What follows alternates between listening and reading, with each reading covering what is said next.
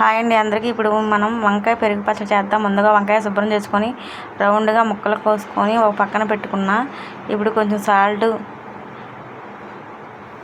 జీలకర్ర పొడి, కొంచెం కారం వేసుకొని కొంచెం వాటర్ వేసుకొని కలుపుకొని ఇప్పుడు ముందుగా రౌండ్గా కోసుకున్న వంకాయల్ని ఇప్పుడు ఈ మిశ్రమంతో అద్ది ఒక పక్కన పెట్టుకోవాలి. ఈ విధంగా ఇప్పుడు ఫ్యాన్ పెట్టుకొని ఆయిల్ వేసుకొని కొంచెం వేడయ్యాక ఇప్పుడు ముందుగా వేసిన వంకాయల్ని ఒక్కొక్కటిగా వేసుకుందాం. ఈ విధంగా వేసుకోవాలి. వేసుకున్నాక కొంచెం సాల్ట్ సరిపోదని నేను పైన సాల్ట్ చల్లాను. మీరు కూడా అలాగే చల్లుకోండి. ఈ విధంగా చల్లుకొని మనం ఇప్పుడు పెరుగు తాలింపు పెట్టుకుందాం. ముందుగా పచ్చిమిరకాయలు, జీలకర్ర, తాలింపులు, కరివేపాకు వేసుకొని శుభ్రంగా పోపు పెట్టుకున్నాక మనం పెరుగు కొంచెం పసుపు కూడా వేసుకొని ఇప్పుడు పెరుగు దాంట్లో వేసుకొని కలుపుకోవాలి.